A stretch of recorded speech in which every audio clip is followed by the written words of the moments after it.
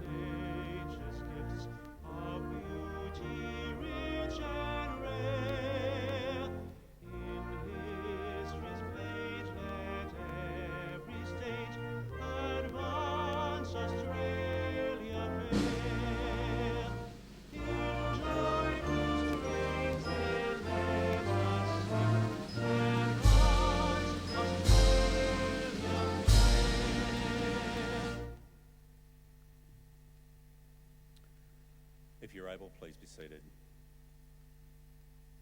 The Australian War Memorial was the vision of Charles Bean, Australia's First World War official historian. Bean landed with the Australian troops on Gallipoli and stayed with them at the front through to the end of the war.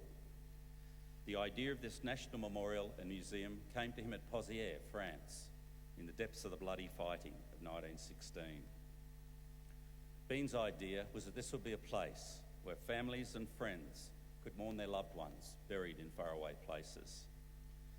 It would also be a place that could help all Australians understand what these men and women had endured and what they had done for us. Bean's vision, to which we remain true, is best expressed as inscribed in the entrance to the memorial's galleries. Here is their spirit, in the heart of the land they loved, and here we guard the record which they themselves made.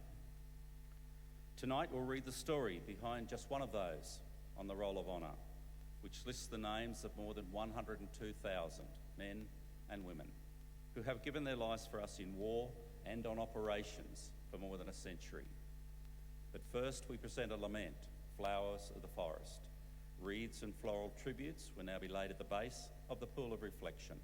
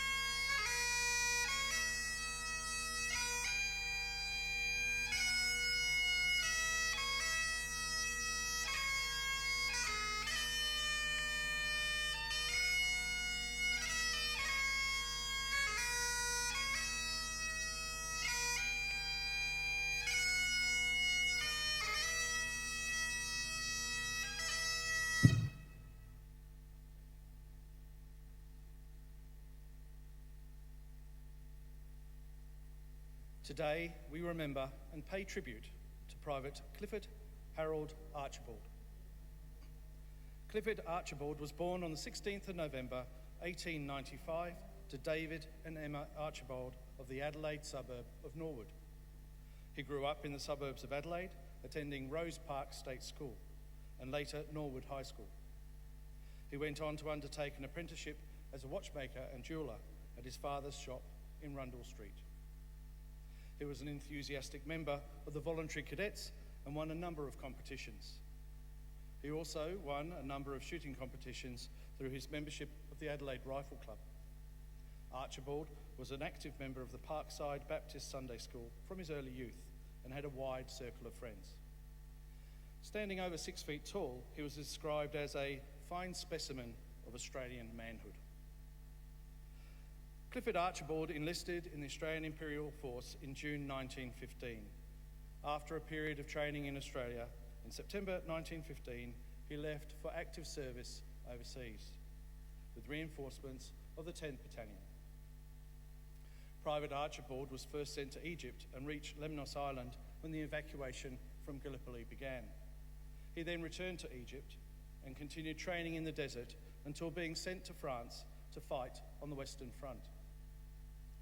The 10th Battalion's first engagement on the Western Front came in the form of a successful attack to recapture the French village of Pozières. The battalion moved into the forward lines on the 20th of July in preparation for the attack. But the following day, before the attack had begun, Private Archibald was wounded by a stray artillery shell. He was evacuated to hospital and did not rejoin the battalion for several weeks, missing most of the fighting in Pozières Ridge. Archibald returned to the 10th Battalion in France as the bitterly cold winter of 1916 and 1917 was setting in. After 2 months largely spent outside in cold, damp conditions, Private Archibald contracted trench foot and was evacuated to England. Months later, Archibald's recovery was complicated by a heart condition. He spent more months in hospital and training depot. He did not return to the 10th Battalion at the front in France until March 1918. Less than 6 weeks later, the Germans attacked in large-scale operations that would become known as the Spring Offensive. The 10th Battalion was by this time in the north of France, near the town of Metheren. On the 24th of April 1918, the battalion came under attack and Private Archibald was shot through the forehead. He fell to the ground without saying a word.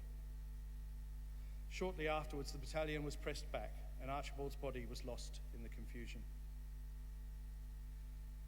There were a number of reports of a lonely grave near Metheren bearing Archibald's name, and his parents kept pushing to learn the location of his burial place.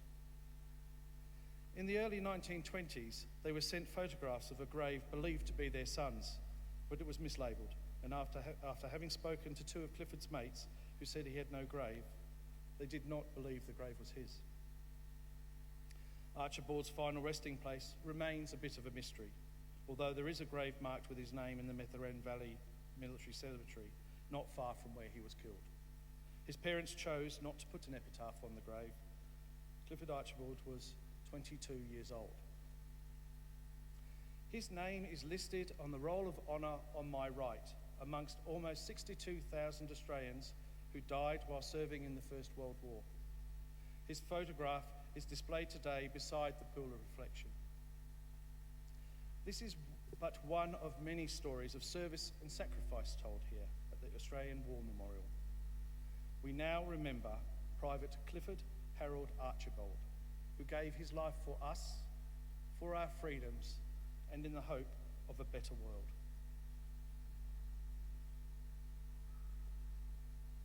Please stand for the reading of the ode and the sounding of the last post.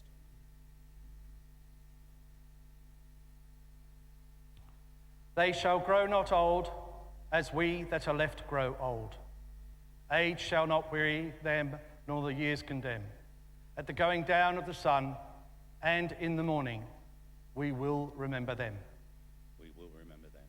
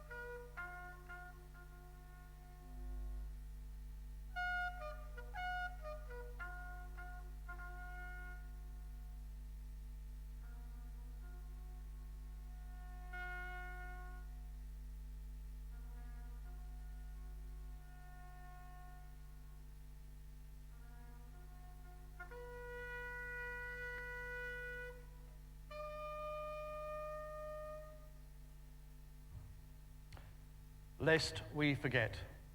Lest we forget.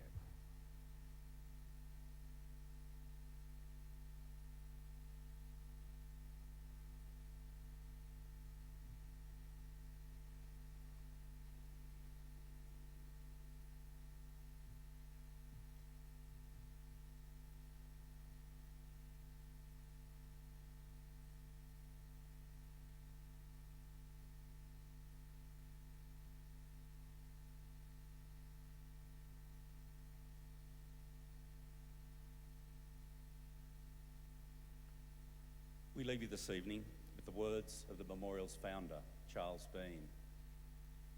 Many a man lying out there at Poziere or in the low scrub at Gallipoli with his poor, tired senses barely working through the fever of his brain has thought in his last moments, well, it's over.